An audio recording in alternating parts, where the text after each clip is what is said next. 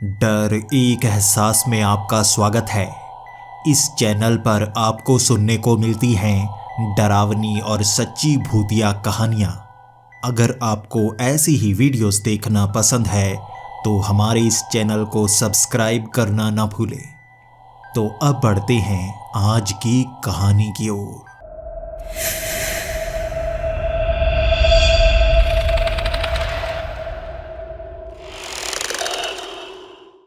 Hello दोस्तों, मेरा नाम बोरिस एला कैस्ट्रो है और मैं रशिया का रहने वाला हूँ। इस समय मैं कहाँ पर हूँ और क्या कर रहा हूँ ये आपको कहानी के अंत में पता चल ही जाएगा। लेकिन मेरा बचपन साधारण नहीं रहा था।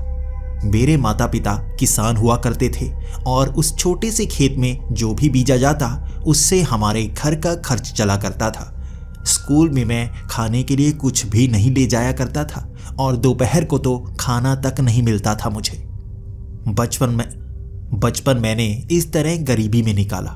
लेकिन जब मैं जवान हुआ, छोटे मोटे काम करने लगा और उससे पैसे कमाने लगा। जब आपका बचपन गरीबी में निकला हो तो आपके दिमाग में एक नशा सा होता है पैसे कमाने का, और मुझ में भी वो नशा चढ़ा हुआ था। इसीलिए मैं अलग अलग काम करता रहा। सारे बचपन में, जवानी तक मैं उसी गांव में रहा था। वहां से बाहर तक न निकल पाया था। बस तस्वीरें देखा करता, विदेश कैसा होता है, बाहर के शहर कैसे होते हैं। हमारे रशिया के शहर भी सुंदर सुंदर हैं और मैं मॉस्को जाना चाहता था, लेकिन कभी पैसे हुए ही नहीं वहां पर घूम कर आने के लिए। मेरे बहुत सारे दोस्त मॉस्को में घूम कर आ चुके थे, लेकिन मैं कभी गया ही नहीं था। ये कसक थी मेरे अंदर, इसीलिए काम में मेरा मन बहुत ज़्यादा लगता था। जब हफ्ते में एक बार पैसे मिला करते हैं तब बहुत ज़्यादा खुशी मिलती है और मैं खुशी बार बार लेना चाहता था। इसलिए मैं 3 से ज़्यादा काम हर रोज़ करता था। 16 घंटे काम करना और ढेर सारे पैसे कमाना, बस यही तो मैं हर रोज़ किया करता था। ज़िंदगी को भूल सा गया था मैं। लेकिन तब मैंने नए दोस्त बनाने शुरू कर दिए और उन दोस्तों ने मुझे समझाया कि मेरे पास जितने डिप्लोमा और डिग्री ज़्यादा हों उतना अच्छा होगा। मैं अलग अलग काम कर सकता हूँ। इसीलिए काम के साथ साथ मैं पढ़ता गया। मेरे पास भले ही पैसे थे, मैं घूम सकता था, लेकिन मैंने पढ़ाई में पैसे लगाए। और जैसे जैसे मैं अलग अलग डिप्लोमा इकट्ठा करता गया, मुझे महसूस होता गया ये तो पैसे कमाने का नया तरीका है, लेकिन जो मैं ज़िंदगी में करना चाहता हूँ वो तो मैं कर ही नहीं पा रहा हूँ। अंत में मैंने एक जर्नलिज्म का डिप्लोमा किया, जिसके बाद एक न्यूज़ एजेंसी में हायर हो गया और मैं इसी के सहारे नए नए शहरों में जाने लगा। इसमें मेरा खर्च नहीं होता, वो न्यूज़ एजेंसी मुझे पैसे देती और मैं उनका काम करने के लिए शहर में जाता। वहाँ पर घूमता फिरता, आर्टिकल लिखता और वो आर्टिकल उन्हें दे देता। मुझे ढेर सारे पैसे मिलते। अब मेरी पसंद का काम अंत में मुझे मिल ही गया था। ढेर सारी डिग्रियाँ, ढेर सारे डिप्लोमा मेरे हाथ में थे, लेकिन मैं वो काम करना ही नहीं चाहता था। जर्नलिज्म शायद मुझे हमेशा से पसंद होना चाहिए था। पहले ही ये काम कर लेता तो अब तक इतनी सारी उम्र खराब ना की होती मैंने। बचपन से जवानी तक जिन शहरों में घूम नहीं पाया था, मैं खास तौर पर उन शहरों में आर्टिकल लिखने के लिए जाता। न्यूज़ एजेंसी का खर्च होता और मैं घूम फिर कर आता। अलग अलग शहरों में घूमते घूमते ज़िंदगी जीने का मज़ा सा आने लगा था। और इसी तरह 5 साल जर्नलिज्म का काम करने के बाद मैं एक नए शहर में पहुंचा था। ये छोटा सा कस्बा था जिसे अब शहर कहा जाने लगा था। इस शहर का नाम था वेलादोर। इसके बारे में बहुत सारे किस्से और कहानियां सुनाई जाती हैं रशिया में। यहाँ पर एक ऐसा कल्ट फॉलो किया जाता है जिसमें इस दुनिया के पार नए धर्म की शुरुआत की जा रही है।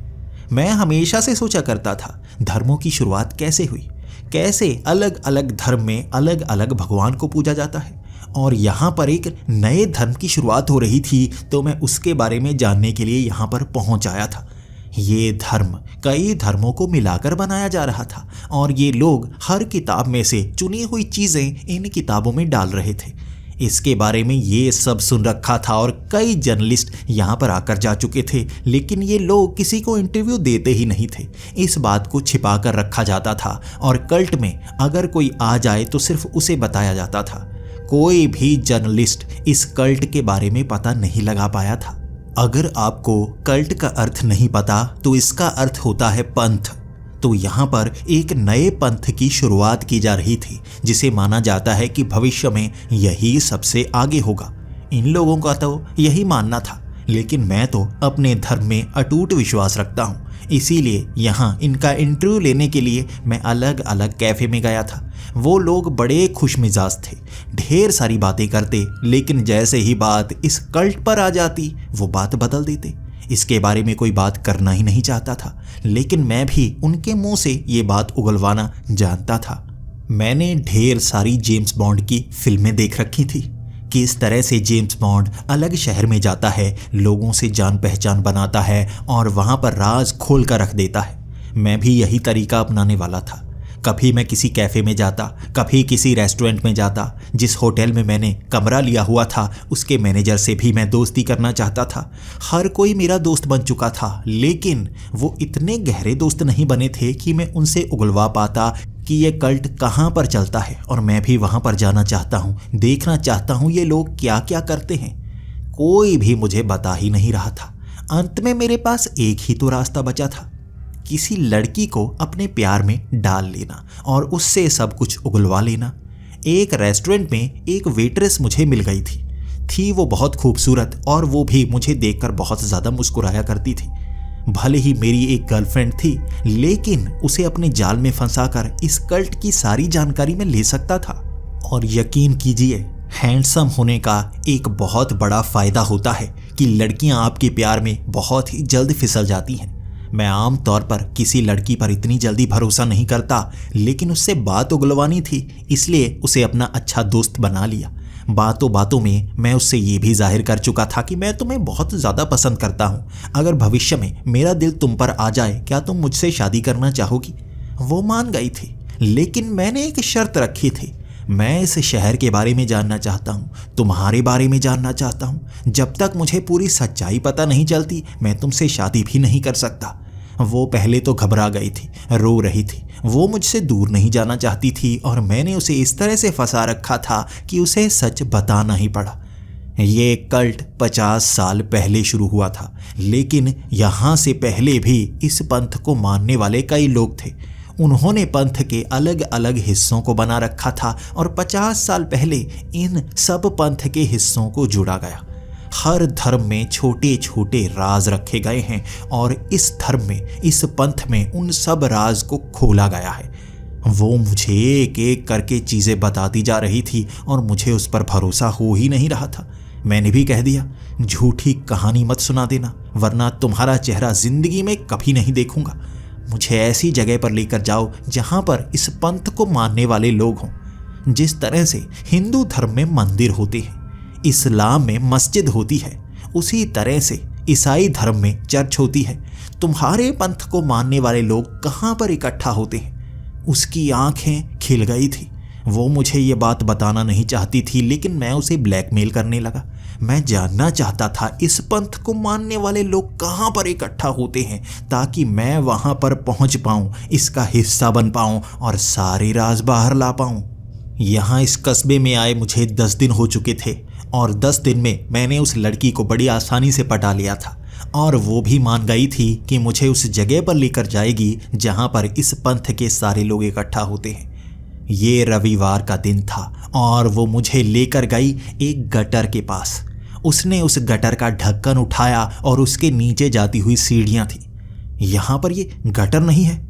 कोई सोच ही नहीं सकता कि नीचे जाने का कोई रास्ता भी हो सकता है। ये बिल्कुल गली का अंत था, यहाँ पर कोई आता जाता नहीं होगा। कई घरों के पीछे से निकलकर यहाँ तक पहुँच पाया था मैं, और यहाँ ईंटें टूटी फूटी थी, ढेर सारा कचरा पड़ा हुआ था, आसपास बहुत सारी बदबू आ रही थी। कोई सोच ही नहीं सकता यहाँ से उस जगह जाने का रास्ता हो सकता है जहाँ पर इस पंथ को मानने वाले इकट्ठा होते हों। अभी शायद वो छिपकर इकट्ठा हो रहे होंगे, और लोगों से और धर्मों से वो डर रहे होंगे, लेकिन वहां जाकर पता चलेगा। ये सोचकर मैं उस लड़की के साथ चल पड़ा था। उस ढक्कन को खोलते नीचे जाती हुई सीढ़ियों से हम उतरते जा रहे थे। कम से कम 20 सीढ़ियां थी वो। उसके बाद एक बड़ा सा गलियारा था। यहाँ अंदर जरा भी बदबू नहीं आ रही थी। यहाँ ऐसे सुंदर सुंदर पौधे लगाए हुए थे जिनकी मनमोहक खुशबू इस जगह में फैली हुई थी, जैसे किसी ने ढेर सारा परफ्यूम छिड़क रखा हो। ऊपर लगी हुई सुंदर सी लाइटें इस जगह को और भी ज़्यादा आकर्षक बना रही थीं और मैं उस लड़की के साथ चलता गया। आगे जाकर एक छोटी सी जगह में पानी भरा हुआ था और हमें जूते उतार कर अपने पाँव गीले करने थे। पाँव गीले करते ही नंगे पाँव हम आगे की तरफ बढ़ने लगे।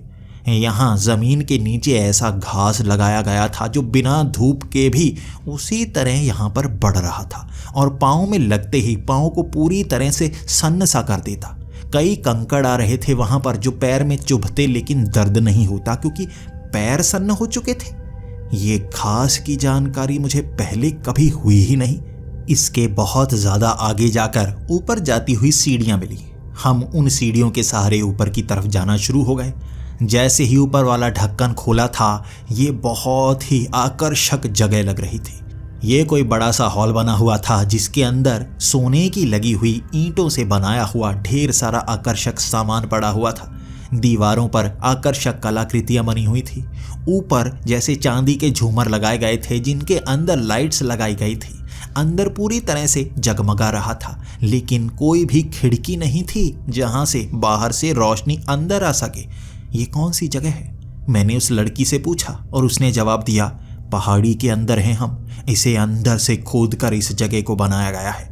पूरी दुनिया में इस पंथ को मानने वाले पहाड़ियों के अंदर इस तरह से जगह बनाएंगे और हम इस पंथ को आगे चलाएंगे जो सदियों सदियों तक चलता रहेगा।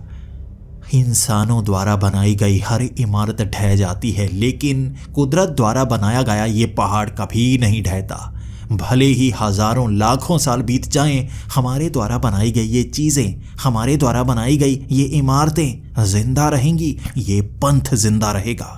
जैसे ही मेरा ध्यान लोगों के ऊपर पड़ा, मेरे होश उड़ गए थे। यहाँ लोगों ने काले रंग के कपड़े पहन रखे थे और उनके सर के ऊपर आग लगी हुई थी, लेकिन यह आग उनके सर पर रखी किसी चीज से नहीं निकल रही थी, बल्कि उनके सर के 1 फुट ऊपर जैसे आग लहरा रही थी।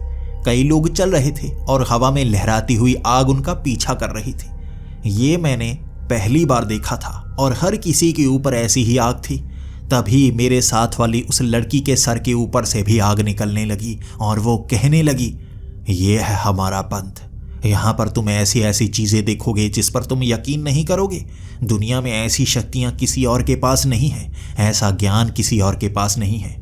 हमारा पंथ ढेर सारी ऐसी चीज़ों को मानता है जिसे और धर्म नहीं मानते। हम उस पर भी यकीन करते हैं जिस पर और धर्म यकीन नहीं करते। तुम भी आओ हमारे साथ, मान जाओ हमारी बातें और दुनिया को अलग नज़र से देख पाओगे, अलग नज़र से जी पाओगे तुम। वहाँ पर खड़े कई लोग मेरी तरफ शक की निगाह से देख रहे थे, लेकिन उस लड़की ने मेरा हाथ थाम रखा था। वो मेरे कान में कह रही थी, तुम्हारे सर के ऊपर से आग नहीं निकल रही है, इसीलिए सबको शक हो रहा है। मेरा हाथ थामे रखना, इसे छोड़ना मत, वरना सब लोग शक करने लगेंगे। मैं उस लड़की का हाथ थामे हुए आगे बढ़ने लगा था। वहां आगे पहुंचने के बाद एक बूढ़ा आदमी जिसने ढेर सारे कपड़े पहन रखे थे, रंग बिरंगे। मैंने पूछा, ये कौन है? तो उसने कहा, इसे यहाँ पर ओसी कहा जाता है। ओसी यानी कि इस पंथ को चलाने वाला, इस जगह को संभालने वाला। अभी इसकी ब्रांच ज़्यादा बन नहीं पाई हैं, लेकिन ये वही काम पर लगा हुआ है और भविष्य में हम इसकी ढेर सारी ब्रांच बना पाएंगे और बाहरी लोगों को भी समझा पाएंगे कि इस पंथ में आने के कितने फ़ायदे हैं। इसके बाद मुझे वो लड़की उसी आदमी के सामने लाकर खड़ा कर गई। वो मेरा हाथ छोड़ चुकी थी। जैसे ही उसने मेरा हाथ छोड़ा, हर कोई मेरी तरफ गुस्से की निगाह से देखने लगा था।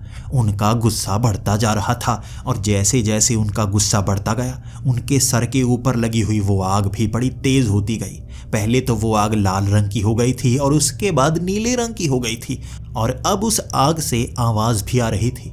जैसे गैस स्टोव को तेज़ करने के बाद उससे भी ढेर सारी आवाज़ आ रही होती है, उनके सर से निकल रही आग से भी ढेर सारी आवाज़ आ रही थी।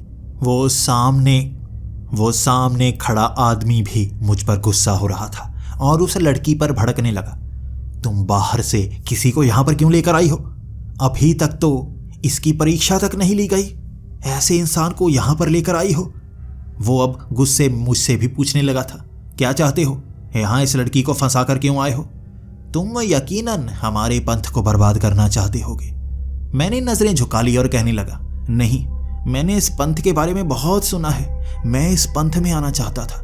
मुझे समझ में नहीं आ रहा था इस पंथ में कैसे आऊं, लेकिन उसके बाद मैं इस लड़की के प्यार में पड़ गया और मैं इसके साथ एक ही शर्त रखकर बैठा था कि इससे शादी तभी करूंगा जब इसके बारे में पूरी तरह से जान पाऊं। और वैसे भी मैं इस पंथ में आना चाहता था तो लड़की भी वही पसंद आई जो पहले से इस पंथ के अंदर थी।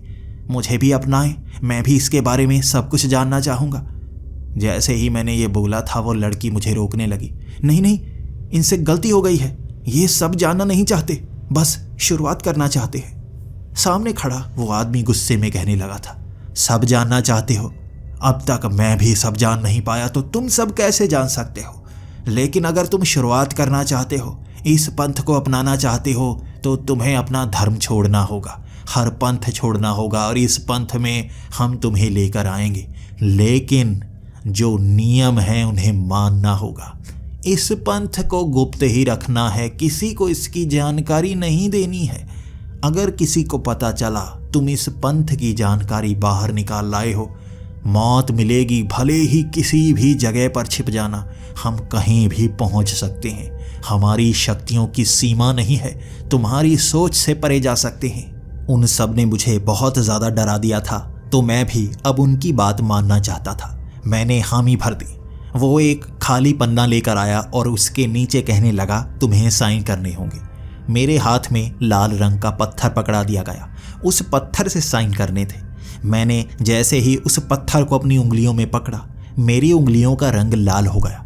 वो पत्थर मेरे अंगूठे के अंदर ही चला गया था। मैं अपना अंगूठा मलता रह गया, वो पत्थर गायब कैसे हो गया? तो उस आदमी ने कहा, वो तुम्हारे शरीर के अंदर जा चुका है, तुम्हारे दिमाग से जुड़ चुका है, तुम्हें यहाँ साइन करने होंगे। उसके बाद तुम्हारा दिमाग भी इस कागज़ से जुड़ जाएगा और कॉन्ट्रैक्ट तुम्हें बाद में दिख ही जाएगा।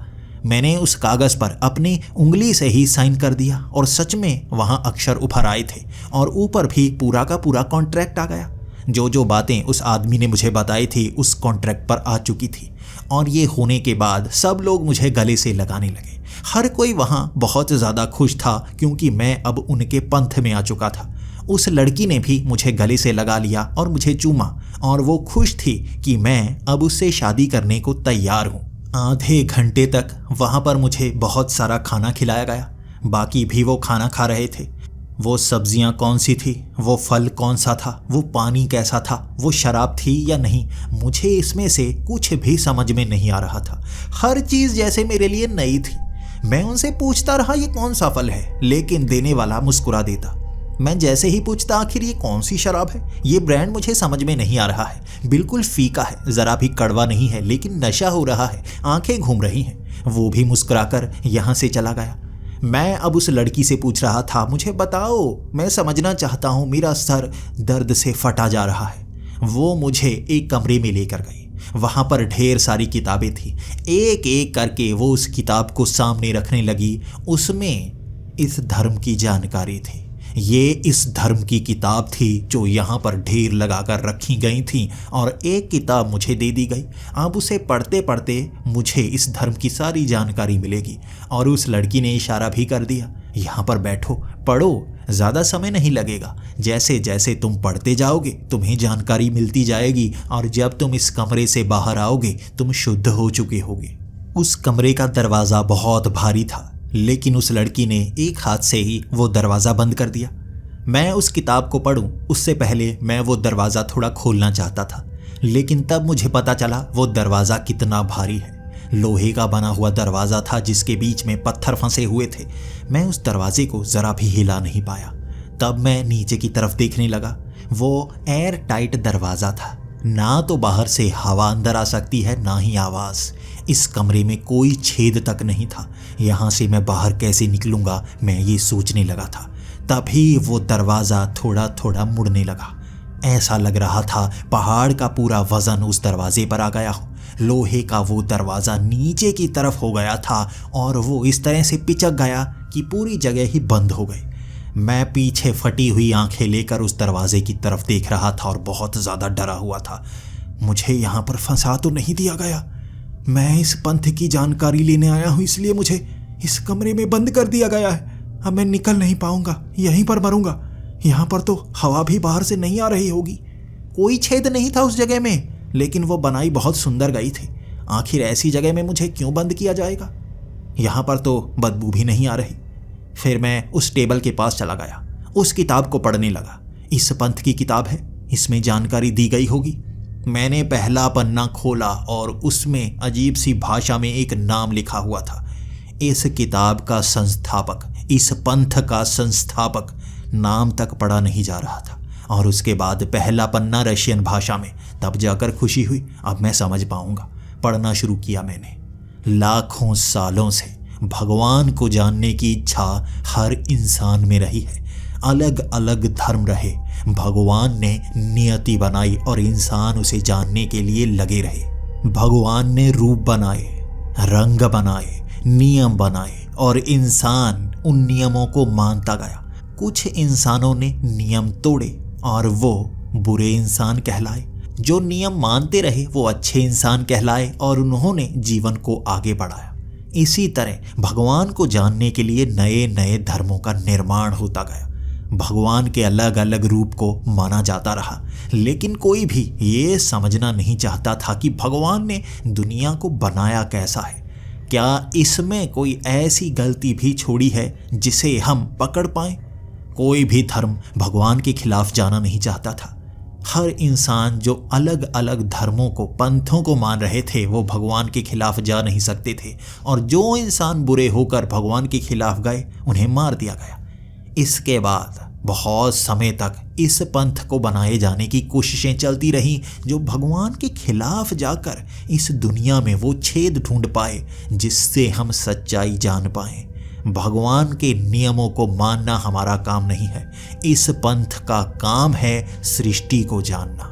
उसके बाद एक पन्ना था जिसमें एक ही लाइन लिखी हुई थी और नीचे कहा गया था, इसे बार बार रिपीट करना है। हम भगवान के गुलाम नहीं हैं, हम भगवान के गुलाम नहीं हैं, हम भगवान के गुलाम नहीं हैं। अगले पन्ने पर था सृष्टि सत्य। इस दुनिया को भगवान ने बना दिया है, नियमों को भगवान ने बना दिया है। कोई भी इंसान नियमों को तोड़ नहीं सकता। पहला नियम है समय, जो हमेशा गतिवान रहेगा। समय की एक समय पर शुरुआत हुई और एक समय पर इसका अंत हो जाएगा और इंसान इस समय के अंदर ही रहेंगे। इस समय को हम इंसान तोड़ नहीं सकते, लेकिन इस सृष्टि को एक गोले की तरह बनाया गया है। हम इंसान इस गोले के अंदर हैं और यहाँ पर और भी कई सृष्टि का निर्माण है और हम एक गोले में, एक सृष्टि में रहने वाले इंसान दूसरी सृष्टि में नहीं जा सकते। हम सिर्फ अपनी ही दुनिया में रह सकते हैं। लेकिन भगवान की इस दुनिया में भी छोटी छोटी कमियां, लूप होल बनाए गए हैं। इसका कारण क्या है कोई नहीं जानता। माना जाता है कि ये लूप होल छोड़े गए हैं उन खास शख्स, उस खास इंसानों के लिए जो दूसरी दुनिया में अलग काम करने के लिए भगवान द्वारा भेजे जाएंगे और इन्हीं लूप होल का इस्तेमाल इस पंथ के लोग करेंगे। हम भगवान के गुलाम नहीं हैं, हम दूसरी दुनिया में भी जाएंगे, पूर्ण सत्य जानेंगे। और अंतिम पन्नों में लिखा गया था कि हर इंसान को इस सृष्टि में बने इन छेद, इन लूप होल का इस्तेमाल करना भविष्य में सिखाया जाएगा। इस सृष्टि से बाहर निकलना सिखाया जाएगा, भगवान के गुलाम बनने से बचाया जाएगा। और ये पंथ भविष्य का धर्म होगा, हर इंसान का धर्म होगा। इसके बाद इस किताब का अंत था और पीछे भी वही नाम लिखा गया था, अजीब भाषा में इसके संस्थापक का नाम, जिसे मैं पढ़ नहीं पाया। अब जैसे ही मैंने इस किताब को पढ़ा, सामने वाला वो दरवाज़ा जो पिचक गया था, वो पत्थर ऊपर की तरफ उठने लगा। वो पिचका हुआ दरवाज़ा अपने आप ठीक हो गया, जैसे समय पीछे की तरफ मुड़ गया हो। हर चीज़ जो ऊपर से नीचे गिरी थी, वो बारीक बारीक पत्थर हवा में उड़ते हुए दोबारा उसी पहाड़ के अंदर चिपक गए थे। समय को जैसे उल्टा घुमाया गया हो। वो दरवाज़ा अपने आप खुला और मैं उस लड़की को उल्टा चलकर आते हुए मेरे करीब पहुंचते देख रहा था। मेरे करीब आकर समय जैसे फिर से गतिमान हो गया और वो मुझसे कहने लगी, तुम इसे पढ़ो, मैं बाहर जाने वाली हूँ। तभी मैंने उसे रोका, पढ़ो, मैं तो उसे पढ़ चुका हूँ। समय उल्टा हो गया था, तभी वो मुस्कुराकर मेरे गले से लग गए। तो तुम इसे पढ़ चुके हो, तुम इस धर्म में आ चुके हो, स्वागत है तुम्हारा, तुम अपना लिए गए हो। इसके बाद उसने वो किताब मेरे हाथ में थमा दी और कहने लगी, तुम इस धर्म में आ चुके हो, अब ये किताब तुम्हारी है, हमारे पंथ की किताब। ये किताब भी तुम्हें अपना चुकी है, तुम्हें अब बाहर आना होगा। सब बहुत ज़्यादा खुश हैं, उन्हें मैं बताती हूँ तुम इस किताब को पढ़ चुके हो। मैं बाहर गया और सब मुझे गले से लगाने लगे, मुझे पीने के लिए पानी देने लगे, मुझे अजीब अजीब चीज़ें खाने के लिए दी गई। हर चीज़ स्वादिष्ट थी, लेकिन पहले कभी मैंने ये स्वाद लिया नहीं था। मैं उनसे पूछ रहा था, अब तो बताइए ये चीज़ें कहाँ से आई हैं। तभी वो लड़की कहने लगी, हर सवाल का जवाब दूंगी मैं, अब इससे बाहर निकलते हैं। हम इससे बाहर आए, उन सीढ़ियों के सहारे गटर के अंदर गए और दूसरी जगह गटर से बाहर निकले। इस शहर में गलियों में हम घूम रहे थे और बार बार वो मुझे गले से लगाए जा रही थी। मैंने ये धर्म अपना लिया है, इससे वो बहुत ज़्यादा खुश थी। मैं इस कल्ट का हिस्सा बन गया था। अब वो मेरे सवालों का जवाब दिए जा रही थी और ये किताब जैसे ही मैंने अपने जैकेट में डाली वो गायब हो चुकी थी। मैंने सवाल पूछा, ये किताब कहाँ गई? उसने कहा, ये किताब तुम्हें अपना चुकी है। जब भी तुम इस किताब को छिपाओगे, कहीं पर रखोगे, ये गायब हो जाएगी, तुम्हारे शरीर के अंदर समा जाएगी। ये अब तुम्हारा हिस्सा है। इस किताब को सिर्फ तुम पढ़ सकते हो। जब भी तुम भीड़ भाड़ वाले इलाके में बैठकर इस किताब को पढ़ोगे, हर किसी को ऐसा लगेगा तुम खाली हाथ को देख रहे हो। वो किताब सिर्फ तुम्हें नजर आएगी।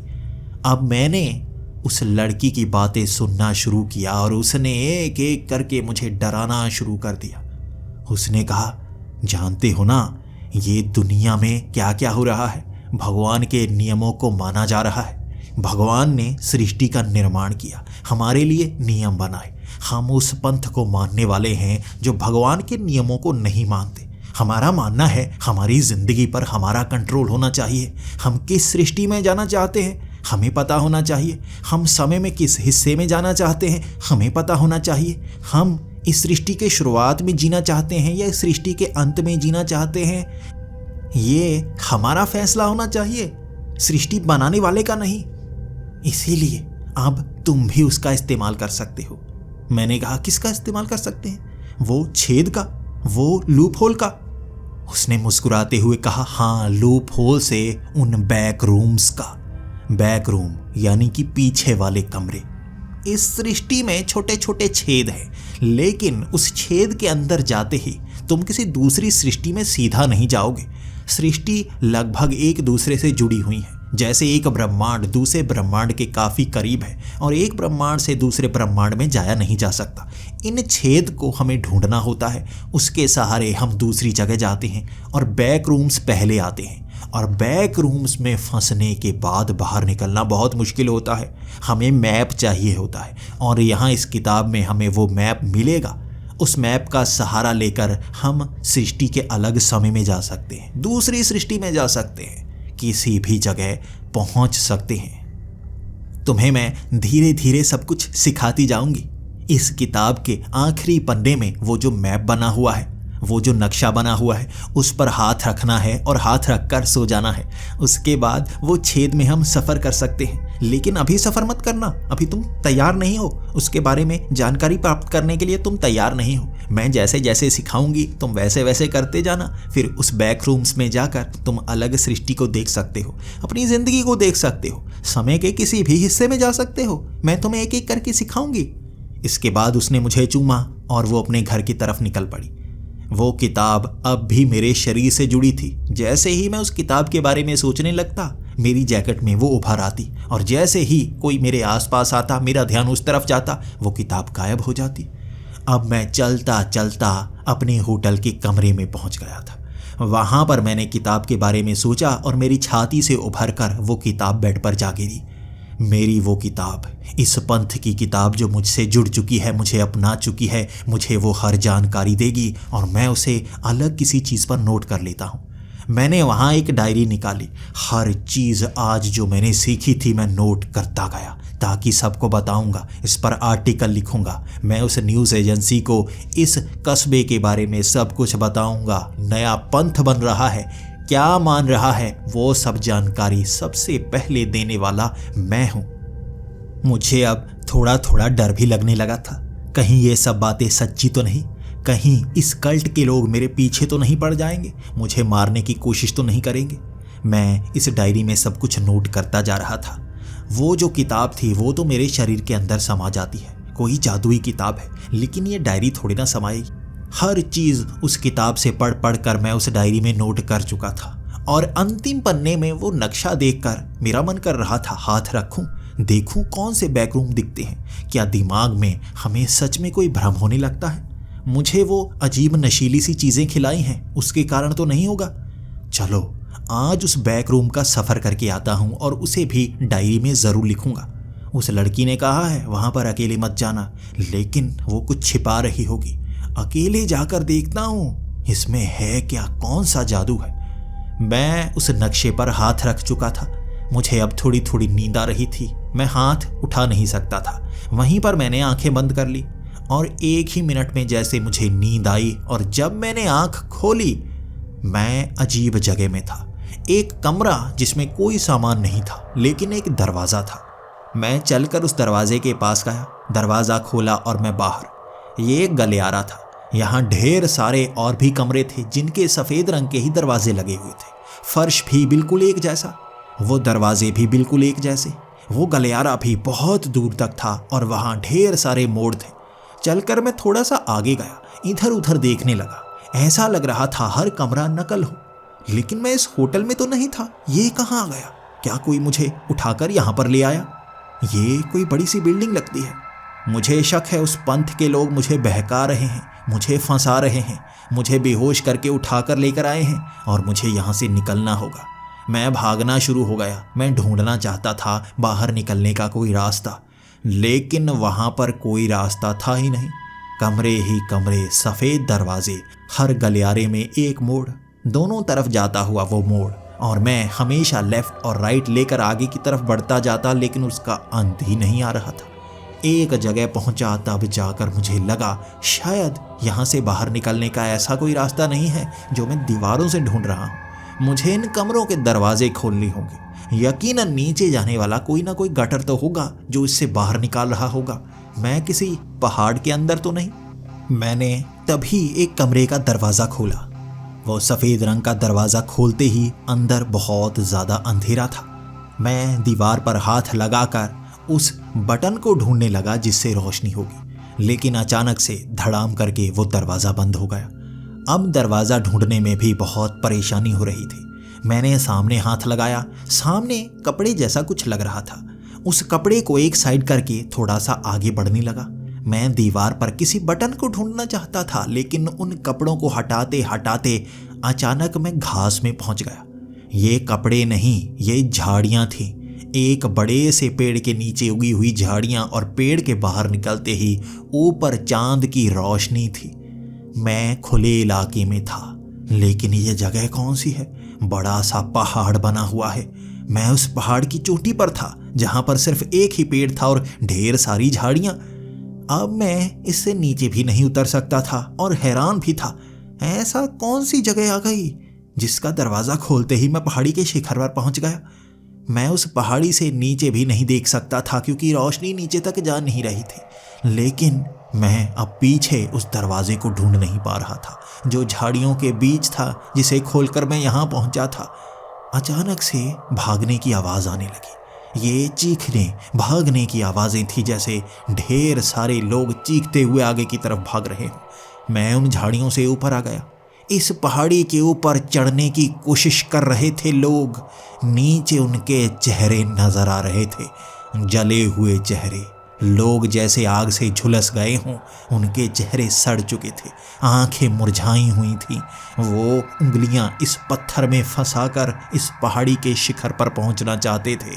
उनके चेहरे पर कुछ लगा हुआ था, तारकोल जैसा। धीरे धीरे वो लोग ऊपर की तरफ आने की कोशिश करते और पिघल कर नीचे गिर जाते, जैसे आग उन्हें जला रही हो।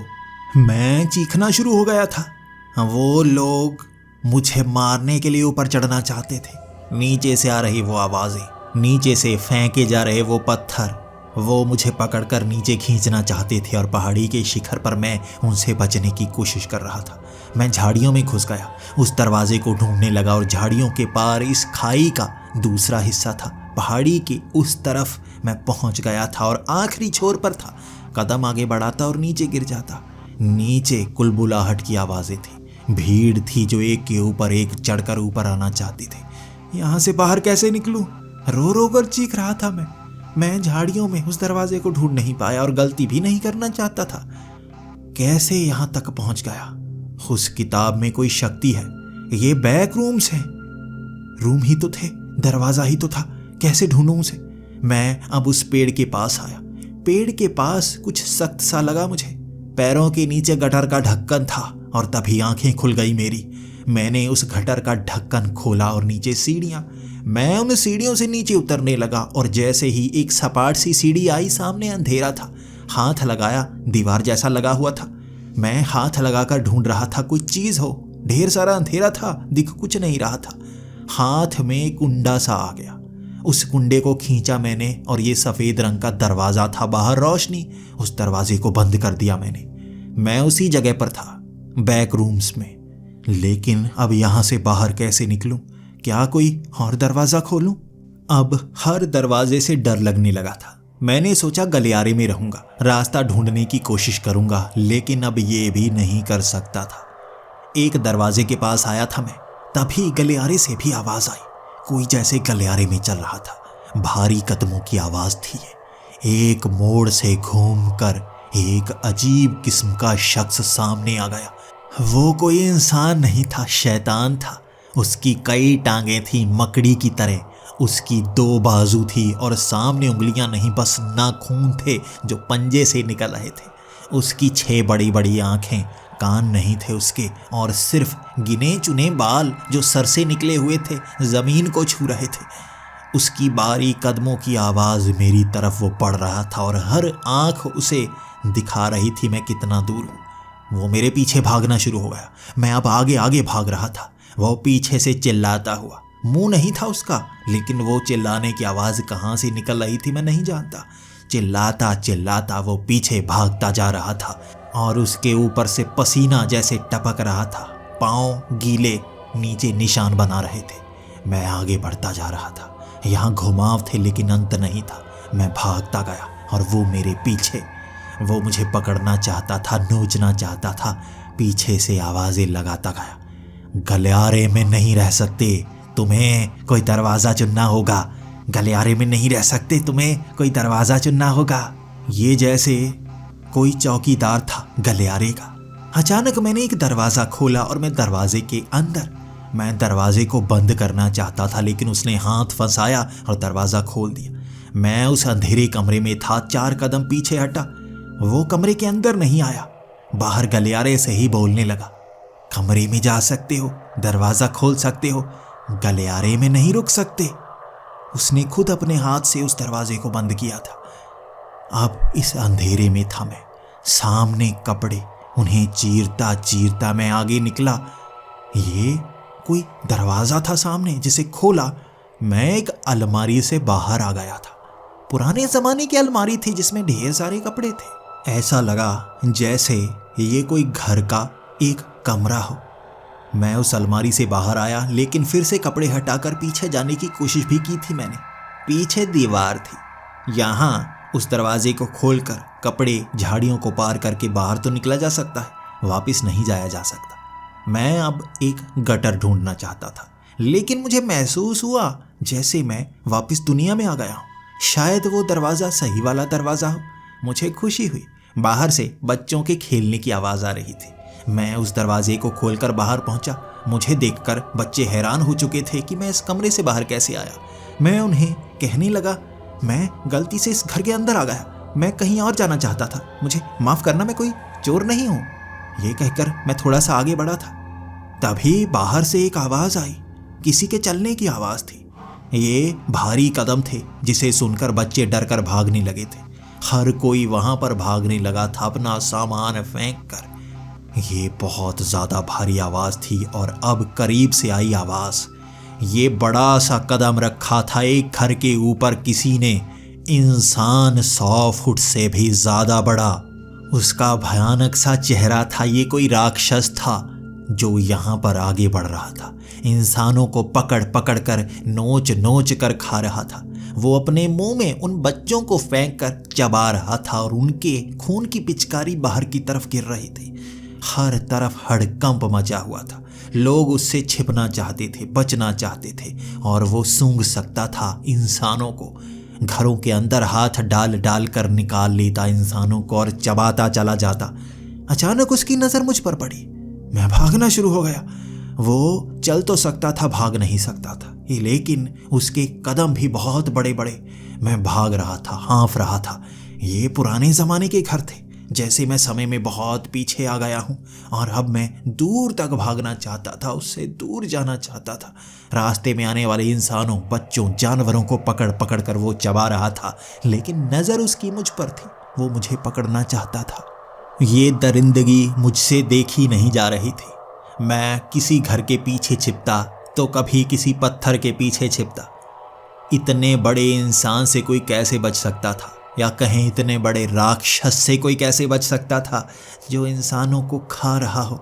मुझे खाना चाहता था और मैं भागता गया। सामने सब कुछ तो पुराना था, लेकिन एक गटर का ढक्कन नए जमाने का लग रहा था।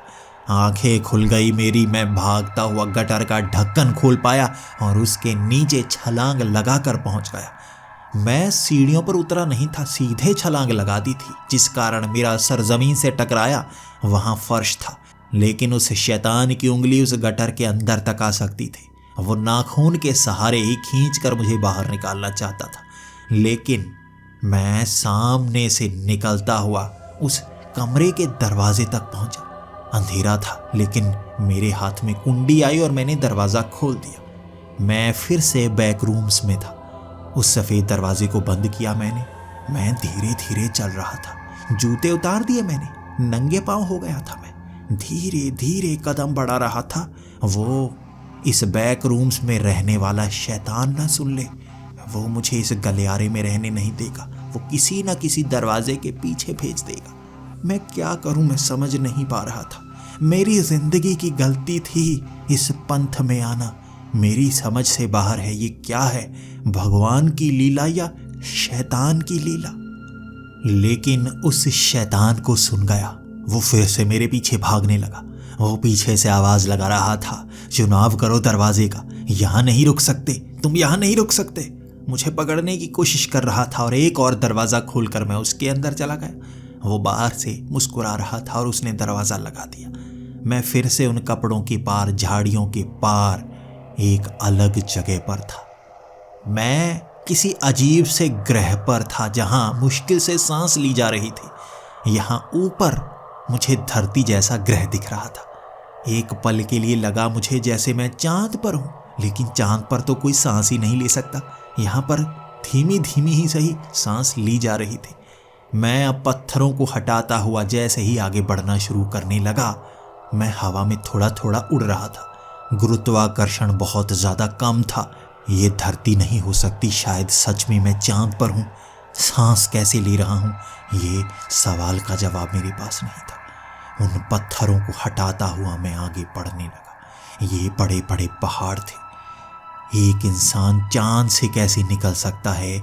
मैं उस गटर के ढक्कन को ढूंढ रहा था। मैं आगे बढ़ता गया। मैं बहुत आगे तक गया और सामने मुझे एक रॉकेट नजर आया। ये रॉकेट जैसा था जिसके अंदर से कुछ स्पेस सूट पहने लोग बाहर टहल रहे थे। वो जमीन से मिट्टी उठा रहे थे। जैसे ही उन्होंने मुझे देखा, वो घबरा गए, वो भागने लगे, लेकिन बाद में मेरी तरफ आने लगे। उन्होंने वो सूट पहन रखे थे, लेकिन मैं बिना सूट के सांस ले पा रहा था। ये शायद नील आर्मस्ट्रॉन्ग थे। मैंने अपनी आंखों से देखा है। मैं उस तस्वीर में उन्हें पहचान सकता हूँ। उस कांच के पीछे वही चेहरा था। मुझे देखकर वो हैरान। वो इशारों से मुझसे सवाल पूछ रहे थे, तुम बिना सूट के यहाँ पर कैसे हो? क्या तुम एलियन हो? मैं इशारों में कह रहा था, नहीं, मैं इंसान हूँ, लेकिन समय में पीछे आ गया हूँ।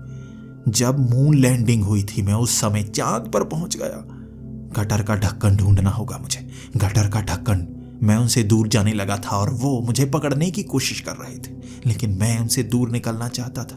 वहां वो कैमरा लेकर मेरी तस्वीरें खींचना चाहते थे और अचानक दो लोगों ने वो सूट ऊपर से खोला और दम घुंटकर वो दोनों मर गए। वो मेरी तरह सांस लेना चाहते थे लेकिन वो कर नहीं पाए। बाकी भी वहां से भागने लगे। अब मैं गटर का ढक्कन ढूंढ रहा था। आगे एक छोटी सी पहाड़ी के पास गटर का ढक्कन मिला। उस ढक्कन को खोलते ही मैं फिर से बैक रूम्स में था। जमीन पर बैठ गया था मैं, हिलना नहीं चाहता था और बैठे बैठे रोने लगा। ये कहाँ फंस गया मैं। मुझे नहीं पता था ये दुनिया ऐसी भी है, हम समय में आगे पीछे बढ़ सकते हैं। ये कैसा पंथ है जो लूप होल का सहारा ले रहा है। सृष्टि में बदलाव कर सकता है ये पंथ, कहीं भी जा सकता है। ये बैक रूम्स को ढूंढ चुका है। ये भगवान को नहीं मानता, भगवान का गुलाम रहना नहीं चाहता। क्या चाहते हैं ये? मैं कैसे निकलूं यहाँ से? मैं उन बैक रूम्स में बुरी तरह से फंस गया था। अलग अलग कमरों में जाता रहता। मुझे भूख तक न लगती, प्यास तक न लगती। मैं कभी मिट्टी खाने को मजबूर हो जाता। देखता क्या मैं जिंदा रह सकता हूँ। अलग अलग ग्रहों में घूमा मैं, अलग अलग समय में गया मैं। आपको बता नहीं सकता किन इंसानों से मिल चुका हूँ। वो महान इंसान अपनी आंखों से देखे मैंने, उनसे बातें की मैंने। वो मुझे देखकर हैरान थे। मैं किस तकनीक का इस्तेमाल कर रहा हूँ मैं उन्हें बताना नहीं चाहता था। वो किताब दिखाना नहीं चाहता था, वो लाइब्रेरी। यह सच किसी को पता नहीं होना चाहिए। बहुत साल गुजारे मैंने बैक रूम्स में। अलग अलग कमरों के दरवाजे को खोला मैंने। मेरी दाढ़ी बढ़ चुकी थी। सालों का सफ़र किया था मैंने। जिंदा रहा था मैं, मरा नहीं था। तभी एक दरवाजे के पार, जब उम्मीद भी नहीं थी, मैं निकला था उसी होटल के कमरे के बाहर। मैं उसी कस्बे में था, उस पंथ के कस्बे में। लेकिन मेरी उम्र 20 साल बढ़ चुकी थी। मुझे देखकर लोग हैरान थे, पहचान नहीं पा रहे थे। मैं भी उनसे छिप रहा था। बाहर से आ रही वो लड़की बहुत खुश थी। हाथ में गुलदस्ता था उसके। मेरे कमरे की तरफ बढ़ी थी और मुझे देखकर जैसे पहचानने की कोशिश कर रही थी। नजरें नहीं मिलाई थी मैंने उससे। मैं नजरें घुमाकर आगे की तरफ निकल गया था। मैं जिंदा बचा हूं, इनसे दूर जाना चाहिए मुझे। वो लड़की कमरे में गई और चिल्लाने लगी थी। उसने पता नहीं क्या देखा था, लेकिन मैं वहां से भाग निकला था। मैं उस कस्बे से भाग निकला था और वो लोग मेरा पीछा करते रहे थे। मैं बहुत समय से उन लोगों से मिल रहा हूं जो मुझे मारने के लिए आ रहे हैं। मैं भटकता फिर रहा हूं उस पंथ की जानकारी लिए। जिसे भी मैं बताने की कोशिश करता हूं वो मुझे पागल समझता है। वो कहता है ये सच नहीं हो सकता और भगवान को माने बिना हम जिंदा नहीं रह सकते। कैसे बताऊं, वो पंथ दुनिया पर हावी होना चाहता है। 1 साल भटकता रहा था मैं, उनसे बचता रहा था। तब जाकर मेरे सामने वो लड़की आई थी। वो बहुत ज़्यादा रो रही थी। उसका कहना था मैं उसे छोड़कर क्यों गया। मैं उसे बता रहा था मैं डर गया था। मैंने उसे पूरा सच बता दिया। मैं एक जर्नलिस्ट था। मैं इस पंथ की जानकारी निकालने आया था, लेकिन उस बैक रूम्स में फंस गया। उसने मुझे समझाया वहाँ जाना ही नहीं चाहिए था। वो थोड़ा सा चौंक गई थी जब उसे मैंने सच बताया था। मेरी एक गर्लफ्रेंड भी थी, मैंने ये सच भी बताया, लेकिन उसने जैसे मुझे फिर से अपना लिया। उसने कहा वो इस उम्र में भी मुझसे प्यार करती है। जितना समय मैं उससे बिता सकता हूँ वो बिताना चाहती है मेरे साथ। तब उसने कहा था वो किताब मैं उसे दे दूँ। मैंने वो किताब ज़मीन पर रखी, उस नक्शे पर हाथ रखा और उसने कहा कहो ये किताब अब से तुम्हारी है। मैंने भी उसकी बात मानी और किताब उसे दे दी। उसकी मुस्कान देखने लायक थी, लेकिन उस मुस्कान के पीछे भी उसकी आंखों से आंसू बह रहे थे। मैंने उसे धोखा दिया था, लेकिन अब मैं सब कुछ ठीक करना चाहता था। आंखें अचानक बंद हुई थी मेरी, और जब मेरी आंख खुली मैं उन बैक रूम्स में था। मेरे पास अब वो किताब भी नहीं थी और वो शैतान मेरा पीछा कर रहा था। फिर से मैं वहीं पर। उसने शायद मेरे झूठ का बदला मुझसे लिया था, दोबारा मुझे वहीं पर पहुंचाकर। 20 साल लगे थे यहां से बाहर निकलने, अब क्या करूंगा मैं? शैतान पीछे भागता रहा और मैं एक दरवाजे के पार। आपको बताना नहीं चाहता इस दरवाजे के पार मैंने क्या देखा। अब सारी उम्र इन बैक रूम्स में रहूंगा। उस पंथ से निष्कासित हो चुका हूं। मुझे सजा मिली है बैक रूम्स में रहने की। मेरी कहानी शायद कभी बाहर निकल पाए जब मैं बूढ़ा हो चुका हूं, जब मैं मरने के कगार पर हूं। शायद उस समय में पहुंच पाऊंगा जो मेरा है। मैं बताऊंगा लोगों को, ये कहानी दूंगा मैं लोगों को। सच बताना चाहता हूं, बहुत बूढ़ा हो चुका हूं मैं और मौत बहुत करीब है मेरे। ये पंथ क्या करता है इसका सच शायद कोई नहीं जान पाएगा। भविष्य में ये हावी होने वाला है और ये सच जानने वाले आप वो पहले इंसान हैं।